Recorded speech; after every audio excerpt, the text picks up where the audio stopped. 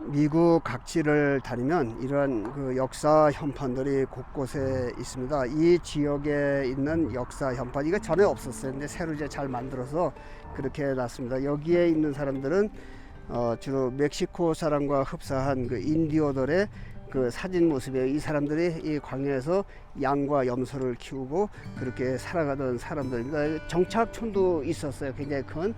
여기에 Who owns this land? 누가 이 땅의 원래 주인이냐, 이제 그러한 뜻으로 보면 되겠습니다.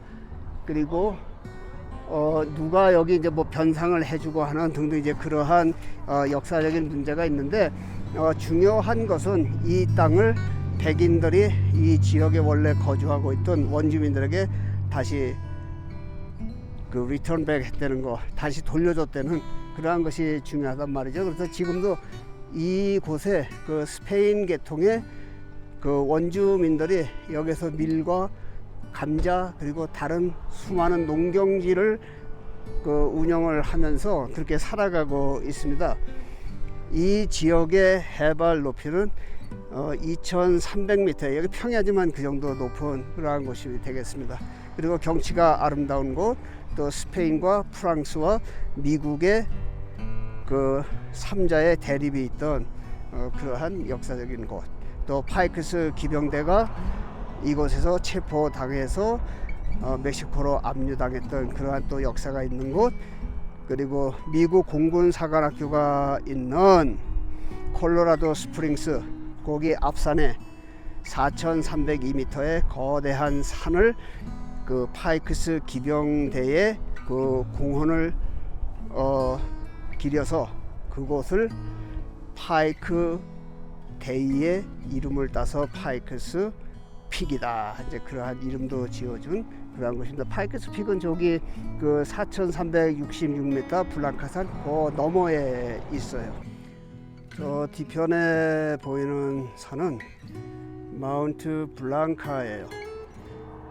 그 블랑카의 뜻은 저 높은 산 위에 눈이 덮여서 백두산 같은 그 하얀 그 산이라고 해서 붙여진 스페인어로 된 그 산 이름입니다. 이 지역이 그 스페니시 계통 사람들이 살고 있어서 그들이 이름을 붙여 놓은 거예요. 그리고 블랑카의 또 하나 뜻은 그 스페인 사람들이 그 여자 이름으로 사용을 합니다. 그래서 블랑카 마운틴은 해발 4366.5m예요. 그리고 저편 뒤편은 완전히 그 깎아지는 절벽으로 되어 있는 그러한 산이 되겠습니다. 여기에 역사 설명을 하기 위해서 지도를 금세 그렸어요.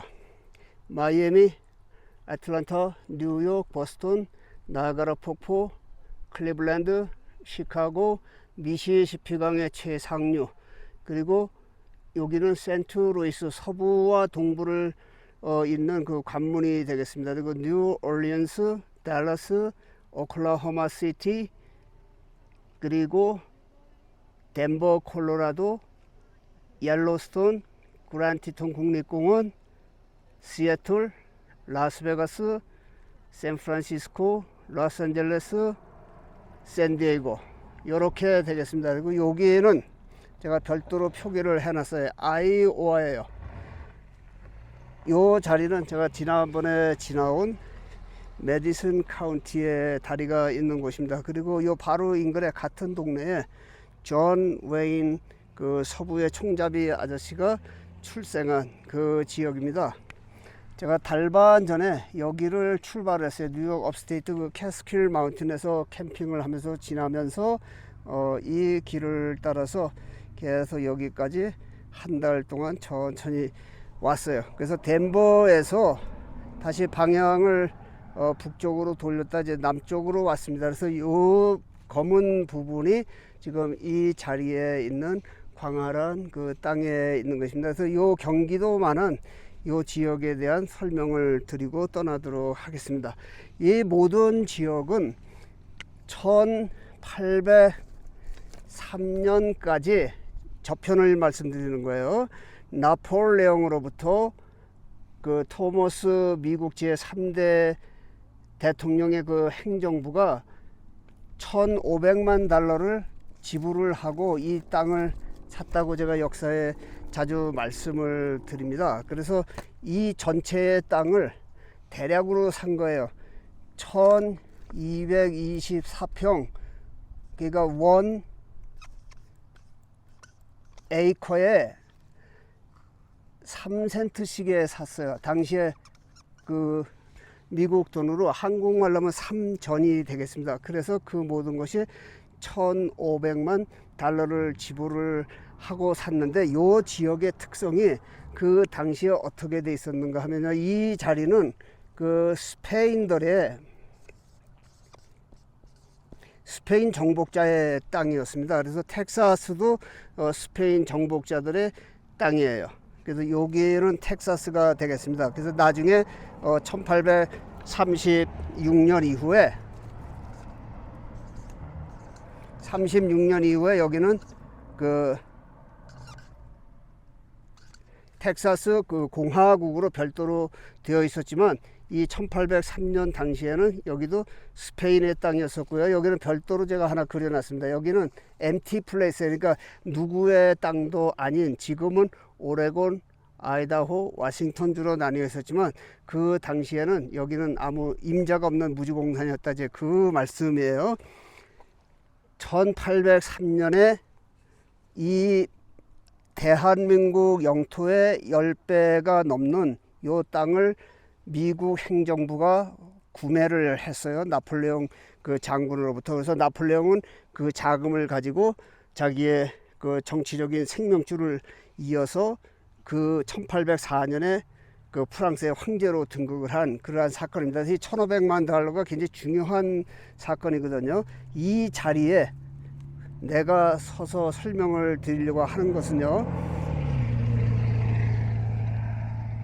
파이크스 기병대가 토머스 행정부의 명령으로 의해서 그 파이크 기병대가 이 콜로라도 전 지역을 탐사를 했어요. 그것이 1806년에서 1807년까지 이 콜로라도 주 모든 지역을 그 기병대원들이 다니면서 측량도 하고, 그리고 자기네 땅을 측지를 해서 표시를 하고 등등 그렇게 했습니다.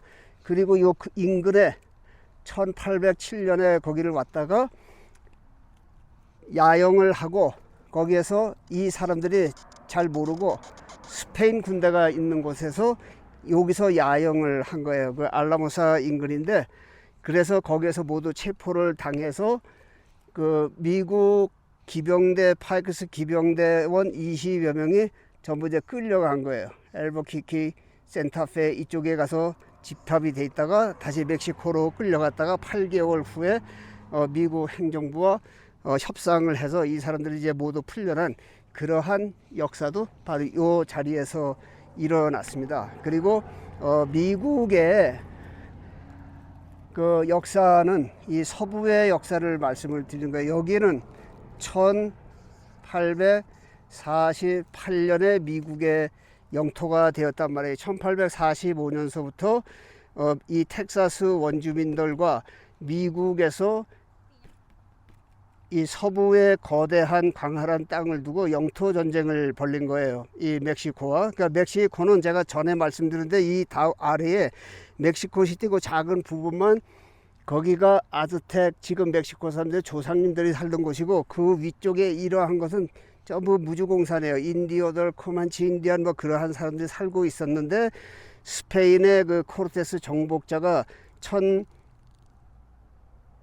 1519년에 이 멕시코 땅에 들어와서 2년 만에 이 모든 것을 점령을 하고 1540년대에 이렇게 탐험을 하면서 두 차례 돌아가서 이것을 자기네 스페인 땅으로 명명을 했는데, 1821년에 멕시코 아즈텍 문명이 멸망한 지 300년 만에 그 스페인 그 정복자들이 세력이 약화된 틈을 타서 히달고를 비롯한 그 독립투사들이 걸기를 해서 스페인 군대를 다 내몰았어요.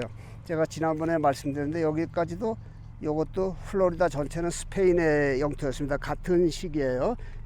왜냐하면 여기에는 1513년에 쿠바 쪽에 있던 그 정복자들이 미 대륙에 가장 먼저 들어와서 그 다음에 이제 이 땅을 정복을 하게 된 그러한 역사를 가지고 있습니다.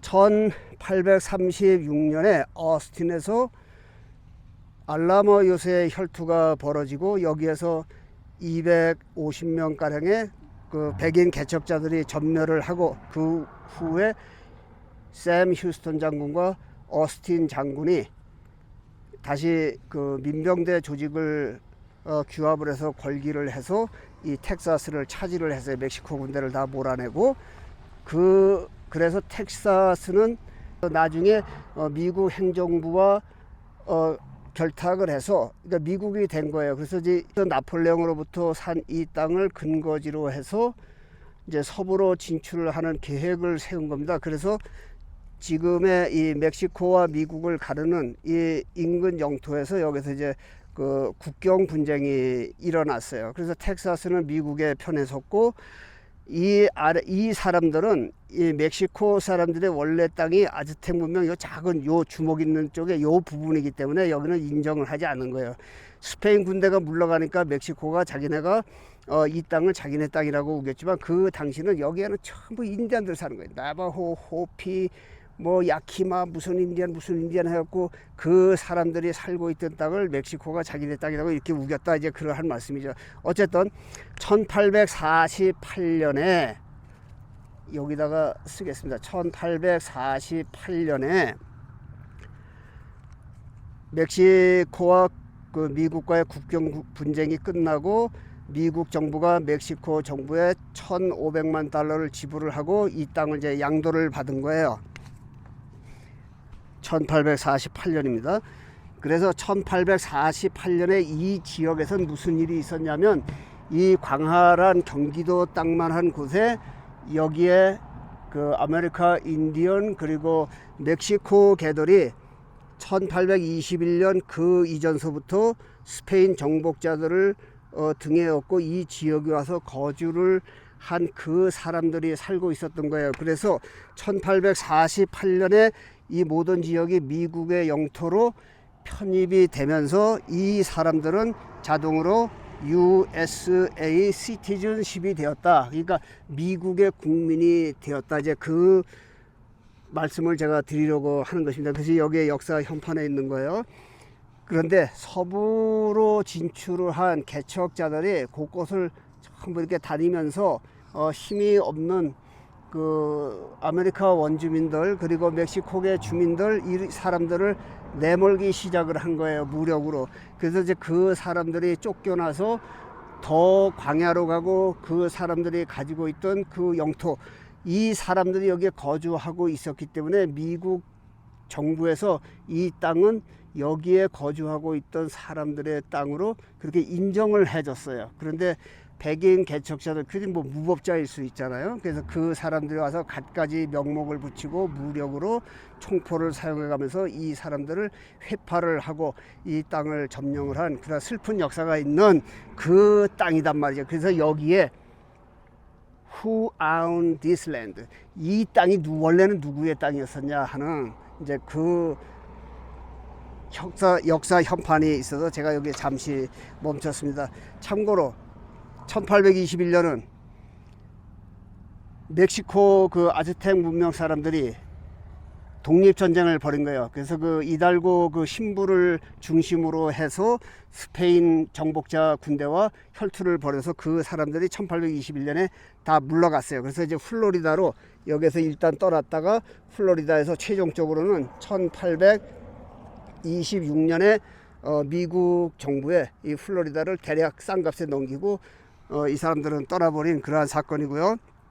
1845년에 국경 분쟁이 일어났습니다. 미국 군대와 텍사스 공화국이 합류한 그리고 아즈텍 문명의 멕시코 사람들과의 영토 전쟁을 벌여서 1845년에 시작을 해서 1848년에 이 모든 지역이 미국 영토로 합병이 된 거예요. 그래서 1848년 이 지역입니다. 샌프란시스코 인근 세크라멘토 바로 아래에 거기에 그 마셜 히스토릭 디스커버리 그 파크이 있어요. 그 뜻은 뭐냐면 마셜이라고 하는 아이가 1848년 11월 달에 그 아메리카 강에서 뭐 어떻게 하다가 거기에서 지금 사금을 발견을 한 겁니다. 그러면서 서부로 진출하는 골드러시가 발생을 한 거예요. 그래서 이 골드러시는 여기에서 발생을 했지만 그 당시에 여기 거주민들이 거의 없었어요. 샌프란시스코 에어리어의 동부에서 진출을 한 그 사람들이 이 당시에 1848년 때는 약 1000여 명뿐이 살지 않았습니다. 마을을 뭐 엉성하게 형성을 하고, 그래서 이 사람들이 여기에 금을 개발하기 위해서 동부에 연락을 한 거예요. 그래서 뉴욕에 연락을 하고 워싱턴 DC, 보스턴에 연락을 해서 가는데 2달 걸렸고, 이 개척자들이 여기를 출발해서 마차나 소를 끌고 말을 타고 걸어서 오고 등등 해서 이 지역으로 진출을 하는 때가 1849년입니다. 그러니까 그 거의 1년이나 걸려서 그 당시에 온 거예요. 여기 뭐 길도 없었고 등등 했기 때문에. 그래서 이 사람들 서부의 골드러시, 그러니까 금을 캐기 위해서 모여든 이 개척자들을 제가 지난번에 그 설명을 드렸었습니다. 49er로 부르는 거예요. 49er. 그러니까 이 앞에 1849년은 빼고 뒤에 1849년도에 금을 캐러 몰려온 사람들을 49er다. 이제 이렇게 불렀다고 말씀을 드렸습니다. 그래서 이 자리에 있는 사람들은 움직이지 않고 이 자리에 살고 있지만 이 사람들이 가지고 있던 경기도 면적만한 큰 땅을 백인들이 전부 그 독차지를 해버린 거예요. 불법적으로 차지를 하고 뭐 등등 하면서 이 사람들을 내쫓지는 않았어요. 그렇지만 작은 영토를 배당을 해주면서 백인들이 이 사람들을 핍박을 한 그러한 역사의 현장이기 때문에 제가 여기에 섰습니다. 그리고 하나 더 말씀드릴 것은요. 추가로 말씀을 드리겠습니다. 그 파이크스 그 기병대 대위가 40여 명의 그 기병대원을 끌고 여기를 2년간 탐사를 했어요. 그래서 그 뒤에 병참 보급부대는 역마차를 타고 뭐 등등 하면서 계속 보급품을 날라다 주고 21명이 이 지역을 말을 타고 탐사를 했는데 미국 군대의 그 자원들은 그 당시에 동식물 학자, 그리고 지질학자, 화가가 다니면서 이 지역의 지형을 전부 그리는 겁니다. 그리고 측량사가 다니면서, 그것도 군인이에요. 그래서 측량을 해서 정확한 지도, 지금에 사용하는 그 지도의 한 90% 정도 가까운 그 지도를 작성을 하면서 여기를 다닌 거예요. 그러다가 그 스페인 군대와 여기에서 접전을 벌이면서 포로가 된 그러한 사연도 있습니다. 그것이 1807년. 그리고 이제 그 이후에 이 지역에 수많은 변천사가 생겨서 여기에서 지금은 여기에 살고 있어요. 그렇지만 그 사람들이 과거에 이곳에 정착하고 있던 그 멕시코계 사람들이 이 영토를 모두 빼앗기고 그 슬픔에 잠겼던 그러한 사연입니다. 그래서 여기는 위치적으로 어떻게 되어 있냐면 그 미국에서 가장 오래된 두 번째 도시예요. 그 센타페가 여기에 있어요. 센타페에 가면 1608년인가요? 그 임시의 내란이 바로 끝난 직후에서부터 그 교역을 시작한 그 가게가 지금도 있어요. 400년이 넘은 그 가게가 있는, 그래서 센타페, 여기가 그 알버키키, 그리고 여기는 그 엘파소, 달라스, 이러한 지형으로 되어 있는데 제가 지금 그 서부로 떠나면서 여기에 잠시 멈춰서요 며칠 동안 캠핑을 하고 있었습니다. 그래서 그 영상은 제가 기존의 영상에 올리고 요거는 또 역사 영상을 별도로 옮겨 두겠습니다.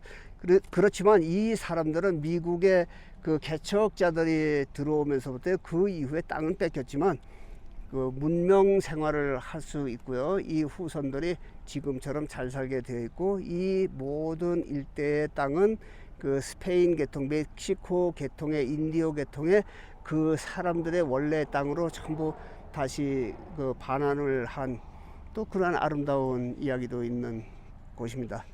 이 정도 하고 떠나도록 하겠습니다.